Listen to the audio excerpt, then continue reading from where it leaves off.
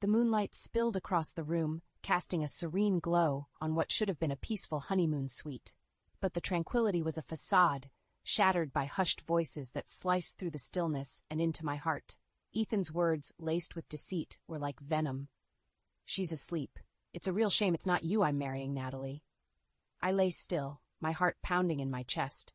I was supposed to be sleeping, lost in dreams of our new life together. Instead, I was a silent spectator to my own betrayal. The cold realization settled in. My sister Natalie and my husband Ethan were plotting against me. On our honeymoon. "Ethan, you're wicked." Natalie's voice was soft coo, a stark contrast to the storm raging inside me. "But what if Lauren finds out?" "She won't. I've made sure of that."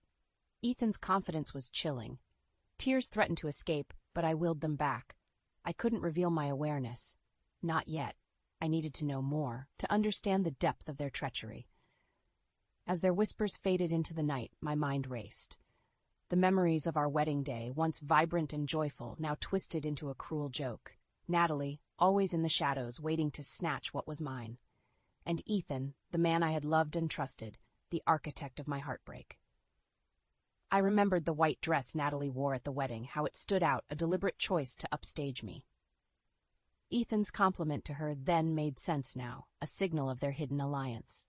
The pieces of the puzzle were falling into place, painting a picture of deceit I couldn't ignore. When dawn broke, I rose from the bed, a plan forming in my mind. I was Lauren Harper, and if they thought they could play me for a fool, they were sorely mistaken. I was going to fight back, not just for my pride, but for every moment they had stolen from me. I slipped out of the room, my steps silent but determined. The cool morning air was a balm to my seething anger. I needed evidence, undeniable proof of their betrayal. It was the only way to ensure they couldn't wriggle out of their web of lies. Returning to the room, I found Ethan and Natalie in a seemingly innocent breakfast conversation, but the undercurrent of their secret was palpable. I joined them, my facade of ignorance perfectly in place. "How did you sleep, Lauren?" Ethan asked, his voice a sickening blend of concern and deceit. "Like a baby," I lied, my voice steady. "I feel completely refreshed." Natalie smiled, but her eyes couldn't mask the guilt. "That's great. Today's going to be amazing." Yes, it would be, but not in the way they expected. The morning sun glared through the windows, a stark contrast to the turmoil brewing within me. As Ethan and Natalie chatted about the day's plans, my mind wandered back to the wedding, the day when the seeds of deception were sown. The memory of Natalie in her white dress at my wedding was vivid, an intentional act of defiance against unwritten social rules. The dress wasn't just an outfit choice, it was a statement, a silent declaration of her intentions. Ethan had complimented her, "That flowy dress suits your petite frame." His words, once innocuous, now echoed with hidden meaning. I remembered feeling a twinge of unease then, quickly dismissed as wedding day jitters. But it was more than that. It was my intuition sensing the undercurrents of betrayal. The way Ethan's eyes lingered on Natalie, the stolen glances they thought I hadn't noticed. Our honeymoon in Bali was supposed to be an escape, a celebration of our love. Yet here I was, trapped in a nightmare of my own making. The realization that Natalie had followed us here was like a punch to the gut. How could she? How could they? I excused myself from breakfast under the pretext of needing fresh air. Alone on the balcony, I allowed myself a moment of vulnerability. The tears came then, hot and unrelenting, but with each tear shed my resolve hardened. I wiped my face, my tears not a sign of weakness, but fuel for the fire of revenge burning within me. Back in our room, I began my plan. I needed evidence, something concrete to expose them. I rummaged through Ethan's belongings when he was in the shower, looking for any proof of their affair. Then, in his coat pocket, I found it. A small piece of jewelry, a locket I had never seen before, unmistakably feminine. I held the locket, a tangible piece of their deceit. It was more than enough to start my retribution. I placed it back carefully, covering my tracks. They wouldn't know I was onto them, not until I was ready to strike. The rest of the day was a blur, a performance of the happy bride while my mind plotted their downfall. Each smile, each touch from Ethan was a lie that added to the ledger of his betrayal. And Natalie, playing the role of the doting sister, was no better. As night fell and they retreated to their secret rendezvous, I lay awake. My heart was a battleground of sorrow and rage. But amidst the chaos, one thing was clear. They had underestimated me. Lauren Harper was not a victim. She was a woman scorned, and she would have her revenge. The following days in Bali were a masterclass in deception. Ethan and Natalie believed their secret safe, but I was watching, gathering the pieces of their treachery to weave their downfall. I started by accidentally leaving my phone recording in our room when I knew they'd be alone. The things they said, their words were like daggers. "Lauren's nice and all, but she's so naive," Natalie chuckled. Ethan's reply was a twist of the knife. "That's what makes this easy. She trusts us completely." Hearing my sister and husband mock my trust was a searing pain, a betrayal that transcended heartbreak. But it fueled my resolve. This recording was the evidence I needed, but I wanted more. I wanted them to feel a fraction of the pain they caused me. One evening, as we strolled along the beach, I brought up our wedding. "Ethan, didn't Natalie look stunning in that white dress? Almost like a bride herself," I said, my voice laced with feigned innocence. Ethan stuttered, his facade cracking. "Well, yeah, it was a nice dress." Natalie shot him a look, a silent warning. "Oh, it was just a dress, Lauren. You were the star, of course." Their discomfort was palpable, a small victory in my silent war. But my greatest move came the night before we were to leave Bali. I had convinced them to have a farewell dinner, a toast to our wonderful honeymoon. Little did they know, I had arranged for a private investigator to take photos of their secret meetings. As we raised our glasses, I smiled, the predator, not the prey. "To new beginnings," I toasted, my words heavy with unspoken meaning. "To new beginnings," they echoed, unaware of the storm on the horizon. That night, as I lay in bed, I thought of the life I had envisioned with Ethan, of the future we were supposed to have. But that life was a lie, one I was no longer willing to live. Tomorrow, I would leave Bali, but I wouldn't be leaving alone. I would be taking their secrets, their lies, and turning them into weapons of my own. The journey back from Bali was a silent one. Ethan and Natalie chatted idly, unaware of the storm brewing within me. As we landed, I felt a sense of liberation, the chains of their deceit no longer holding me. At home, I acted quickly.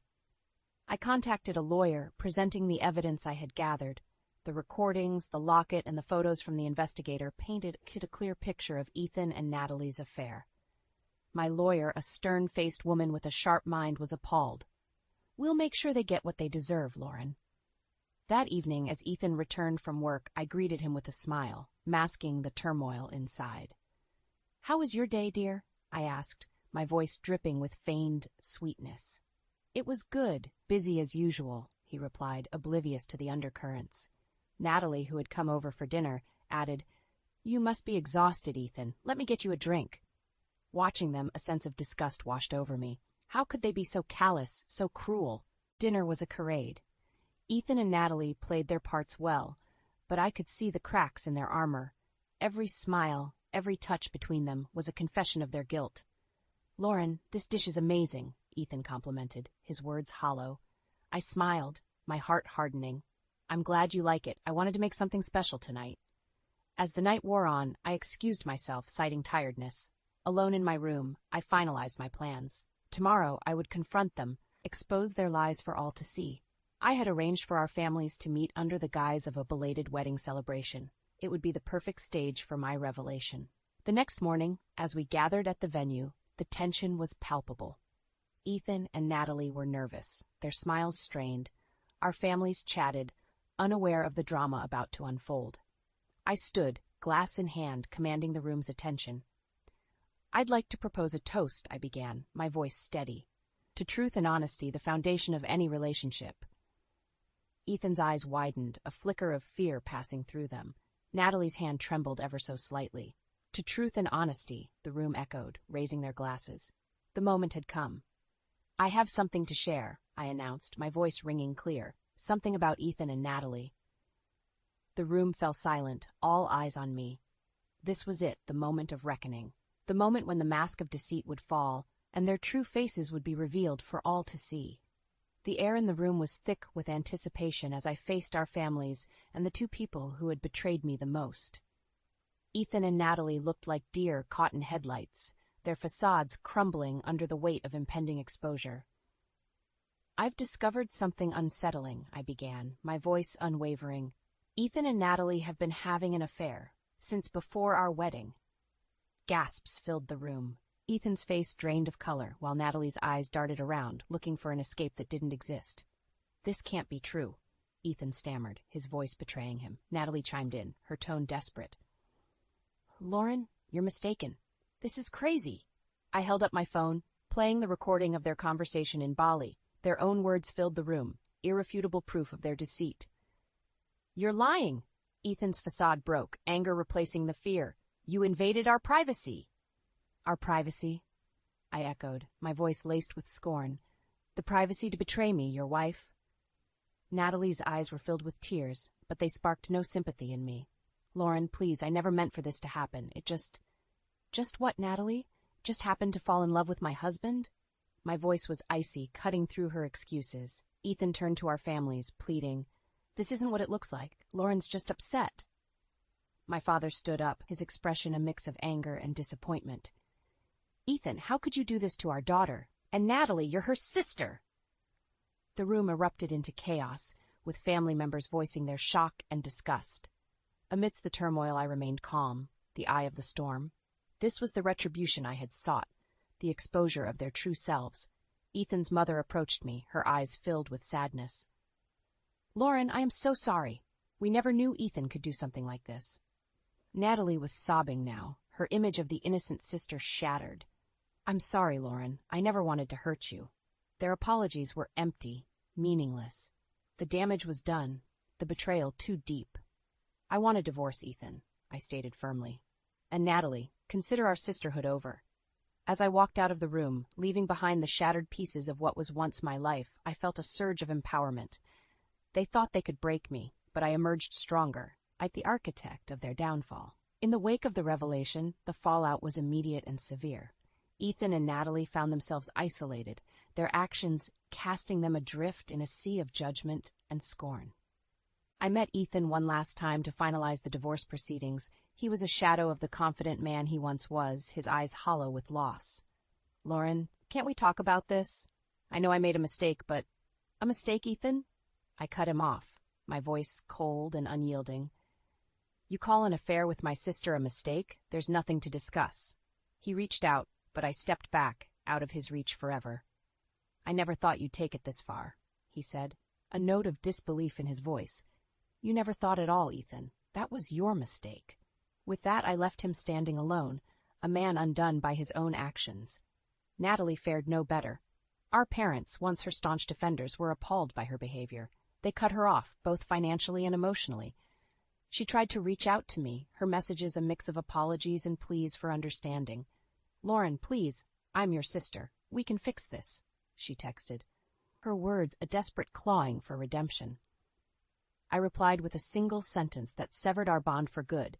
You ceased being my sister the moment you betrayed me. The community around us was unforgiving. Ethan's career suffered as his reputation crumbled. Natalie found herself ostracized, her social circle closing its doors to her. They were pariahs, their names synonymous with betrayal and deceit. In their downfall, I found a bitter satisfaction. They had underestimated me, thought they could use me as a pawn in their selfish game.